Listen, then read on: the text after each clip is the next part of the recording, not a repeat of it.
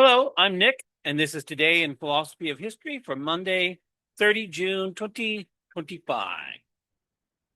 117 years ago today, at about 7:17 a.m. local time on Tuesday, 30 June 1908, an enormous explosion occurred in Siberia at Tunguska. Some people refer to the 30th of June as Asteroid Day as a kind of commemoration of the Tunguska event. And there are many contemporaneous accounts of the blast and its immediate effects. The explosion occurred when Russia was ruled by the Tsar, but the first scientific expedition to the site wasn't until almost 20 years later, in 1927, when a scientific team led by Leonid Kulik, under the auspices of the Soviet Academy of Sciences, investigated the site and found no impact crater. Instead, the forest immediately at the blast site was scorched, but still standing, like telegraph poles stripped of all their branches, while further out from the blast site, trees had been flattened in a radial pattern away from the blast site over hundreds of square miles. Given the evidence that was observed, the best explanation was the airburst of a meteor about 5 to 10 kilometers above the surface of Earth, with the blast yielding the equivalent of several megatons of TNT. Many have noted in retrospect that if the blast had occurred over a city, it would have destroyed even a large city as effectively as a nuclear blast. As a counterfactual, it's interesting to consider what the effects on subsequent history would have been had a city been destroyed on 30 June 1908, and this at a time before the world wars of the 20th century, which made the sudden destruction of cities all too familiar. How would they have tried to understand the sudden annihilation of a city in 1908? Fortunately, we'll never know in this particular case. The blast occurred in what is effectively a trackless wilderness at that time that took almost 20 years to reach. But even being remote, the magnitude of the blast had been an occasion of speculation ever since that time. More significantly, the Tunguska event is a reminder of the ongoing interaction between Earth and its cosmological environment. We tend to think of the solar system as though it were finished and settled, but it isn't.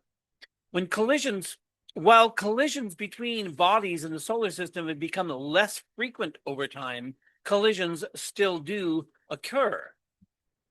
More than 100 years later, after Tunguska, on 15 February 2013, Russia experienced another meteor airburst at Chelyabinsk in the Urals.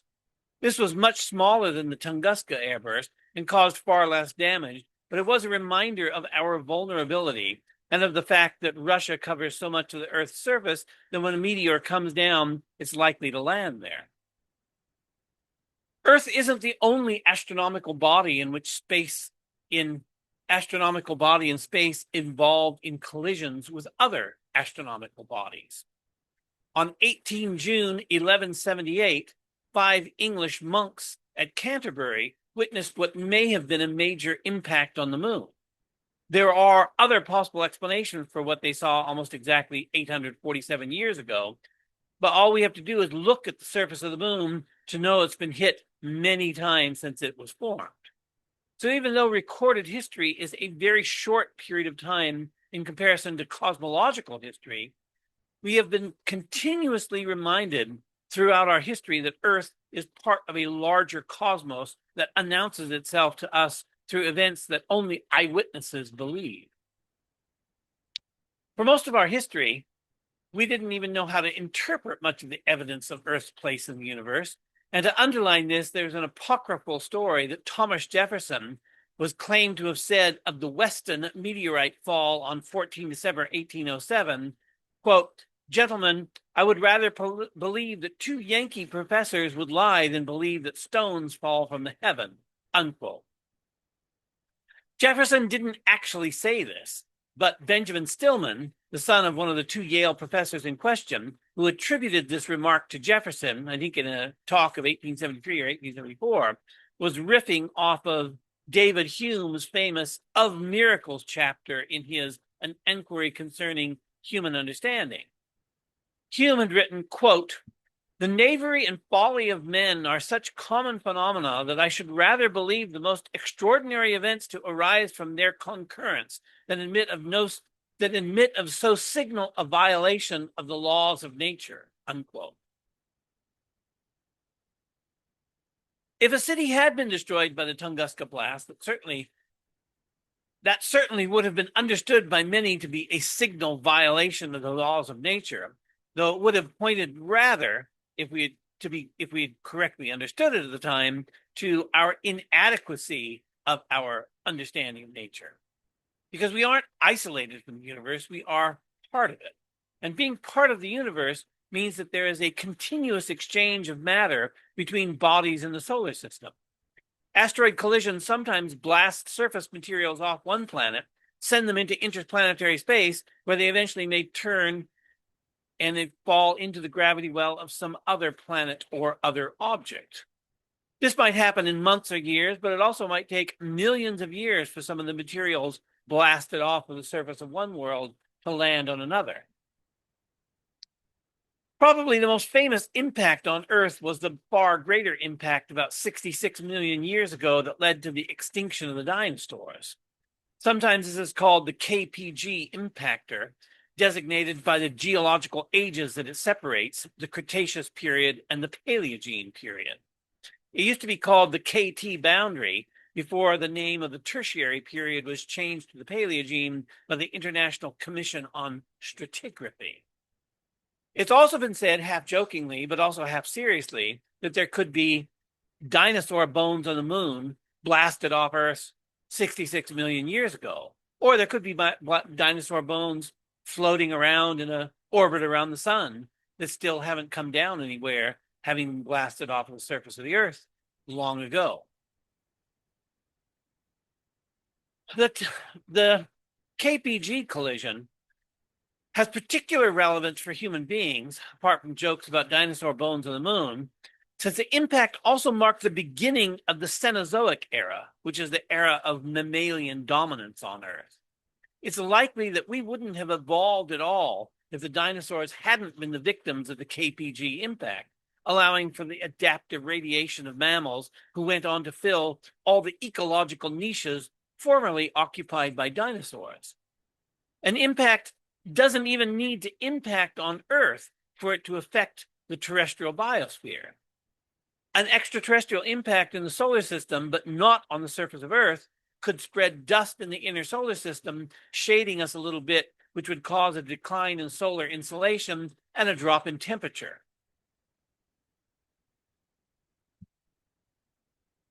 There is at least one paper that has argued that the late Ordovician mass extinction, about 445 million years ago, which is sometimes abbreviated as LOME, which people might pronounce as Lome, I don't know, that may have been caused by an event like this. Not exactly an extraterrestrial collision between astronomical bodies in the vicinity of Earth, but rather the breakup of an asteroid in the asteroid belt.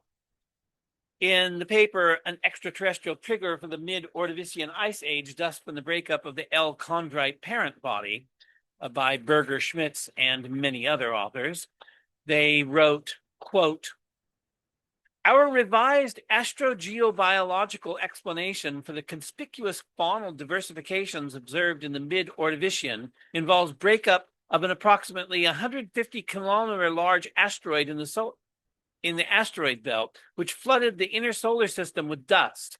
The sudden global change from an equable greenhouse situation to a climatically more heterogeneous icehouse world stirred the GOBE, the Great Ordovician Biodiversification Event." But they use in the paper the abbreviation, unquote.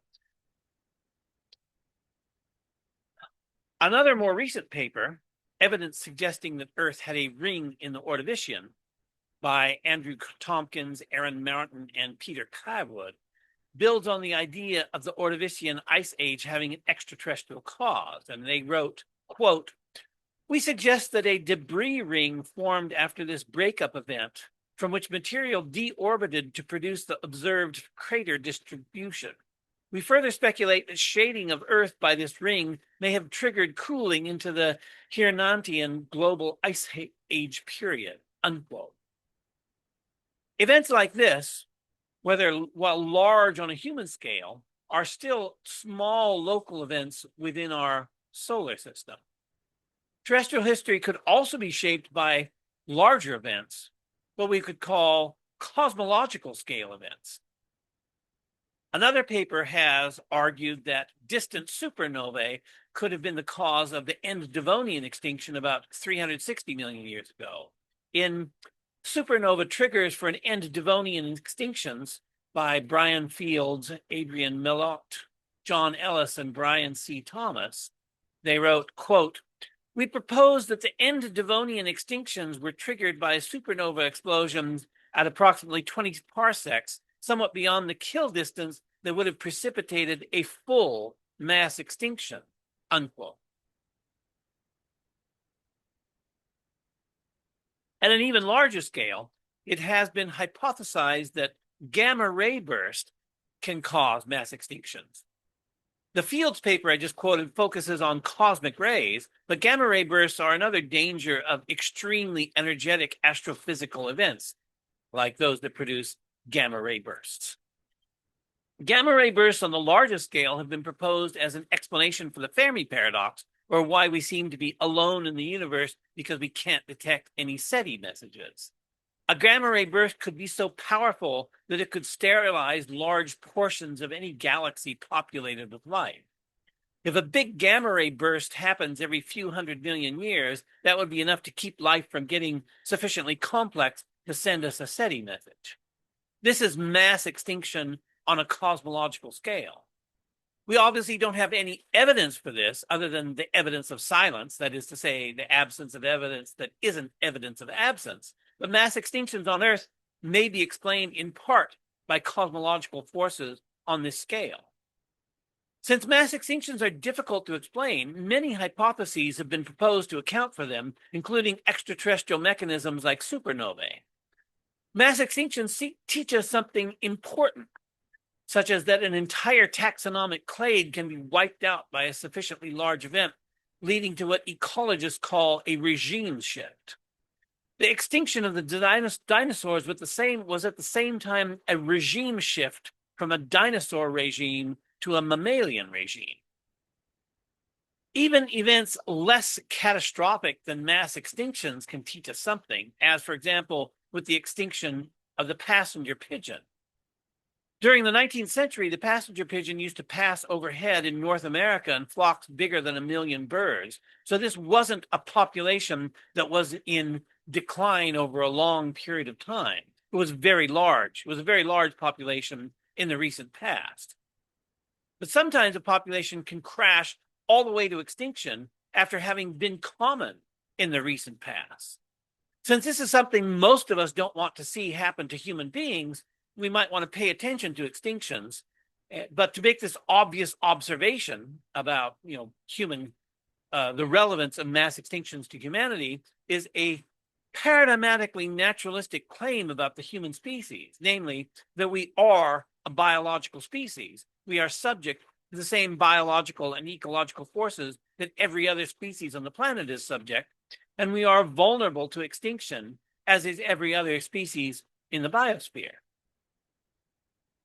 Our intelligence and our language and our technology don't exempt us from this vulnerability.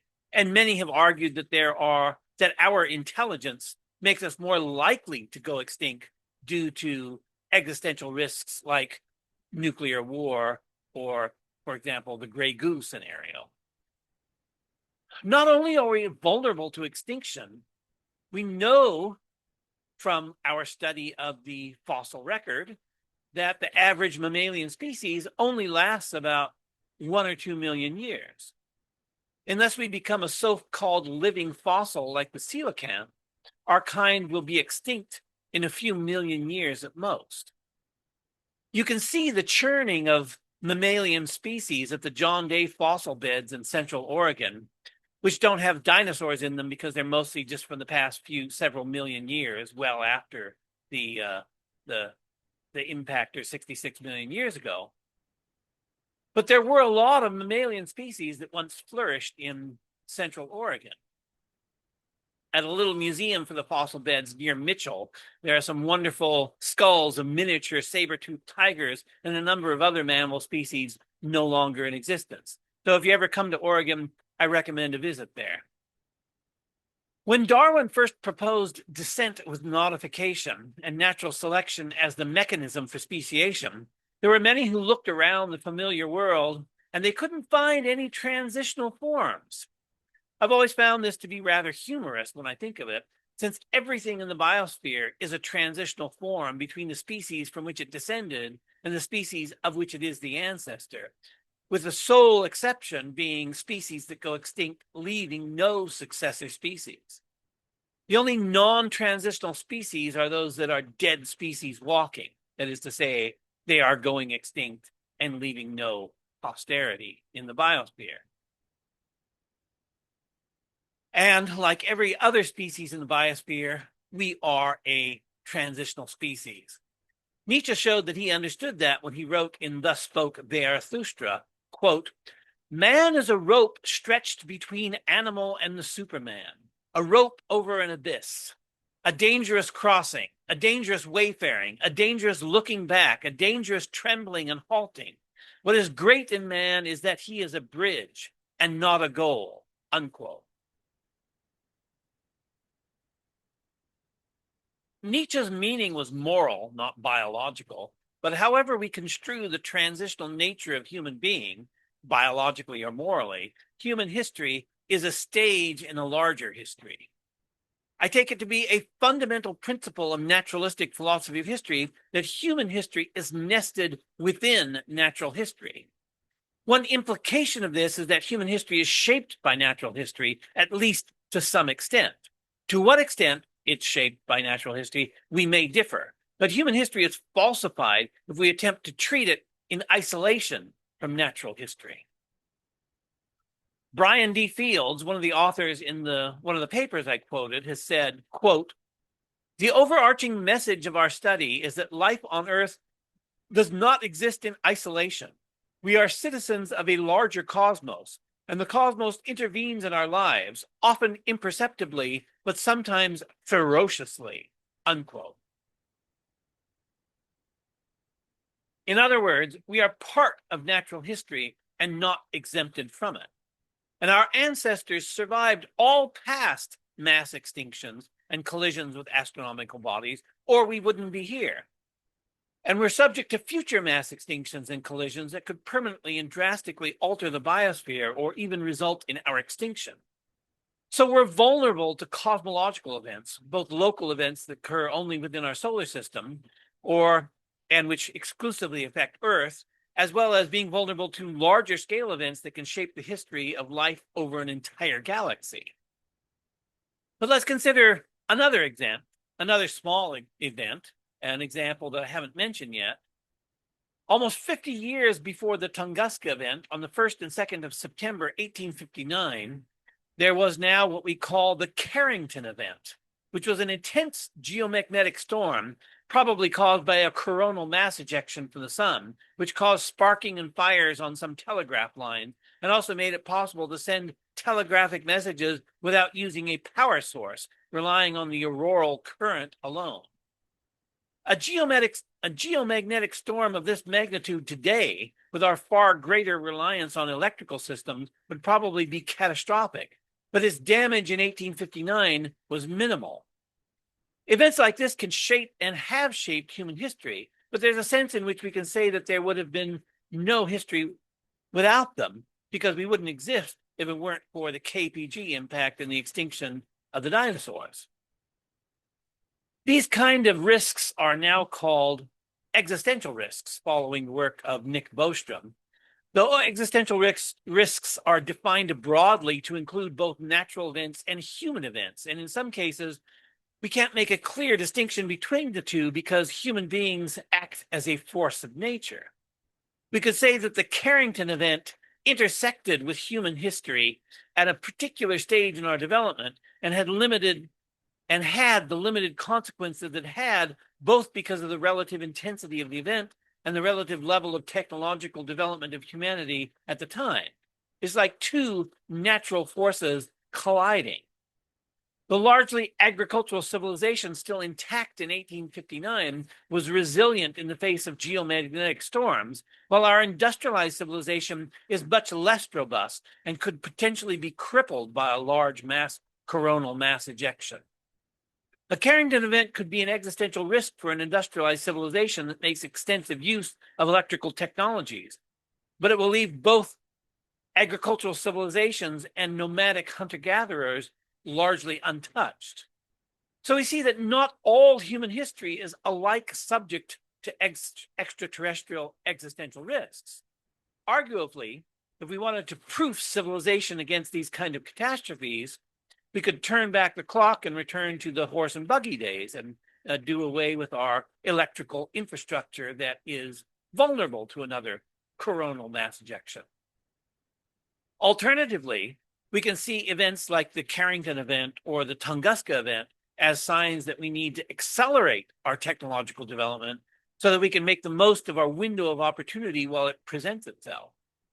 It's entirely possible that in the prior 13 billion years and some, no other species in the universe has come so far in technological development before being crippled or destroyed by some cosmological catastrophe.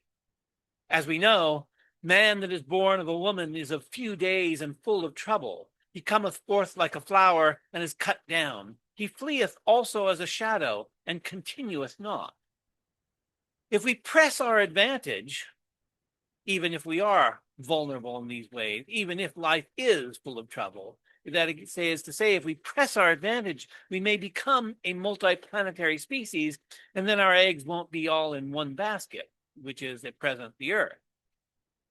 We will have insulated ourselves from some existential risks, but certainly not all of them. As we've seen, some of the existential risks are cosmological in scope and scale. And there's no guarantee that our future history as a multiplanetary species, if we have such a future history, will be longer than our history on Earth alone. Not to mention that there's no guarantee of humanity's spiritual evolution under either scenario, which is what concerned Nietzsche in Thus Spake Zarathustra. It's the question of two paths to different human futures is only relevant if human beings can take control of our own history, which was the concern of that arch-rationalist Husserl, who was as different from Nietzsche as any philosopher could be, and who therefore saw the large scale of humanity differently. We've all heard that there is a proposal to call the current geological epoch the Anthropocene. This convention was rejected last year by the International Commission on Stratigraphy, the same body I mentioned earlier that renamed the Tertiary as the Paleogene. Despite its rejection, the idea persists and will continue to persist as human powers grow. Discussions of the Anthropocene usually center on human impacts to the biosphere and that follow from increasing human power, and usually not to the credit of that influence. In other words, the idea of the Anthropocene is often employed as a cudgel against industrialized civilization, but almost no one goes so far as to endorse the scenario I just suggested of turning back the clock to the horse and buggy days. But we can provide a very different valuation of the Anthropocene if we look at matters a bit differently. Insofar as the advent of the Anthropocene is coupled to growing human powers over the natural environment, I should say, as long as this development continues, we may someday be able to assert control over existential risks, managing them rather than merely fearing them. And we may someday cross the threshold of being able to shape our own history rather than having it shaped for us by natural forces. To a certain extent, these two thresholds coincide. If we can manage existential risks, we can at least make provisions for our survival as a species. If we want to pursue a Nietzschean revaluation of all values, we can revalue the Anthropocene as the beginning of an era in which human history is consciously and deliberately made by human beings. If and when we cross that threshold, it will mark a new era of human history. And if we like, we can call that new era of human history the Anthropocene, which is then not merely a geological periodization, but a periodization of human history. So happy Asteroid Day. I'm a full day late with this episode, but I've been working on this and I wanted to record it even though I am a day late. Yesterday, the 30th of June, it was in the mid-90s Fahrenheit in Portland. So instead of sweating in front of my computer, I drove to the coast. An hour and a half drive west from Portland will take you over the Coast Range into the ocean, into a completely different biome, as different from the climate of the Willamette Valley as the Willamette Valley is from the high desert of Central Oregon, where the John Day fossil beds can be found. It was a full 40 degrees cooler at the ocean as compared to Portland. I got splashed by a big wave at Oceanside. That's Oceanside, Oregon, not Oceanside, California. So instead of sweating in the mid-90s, I was soaking wet and shivering for a time. So thanks for listening.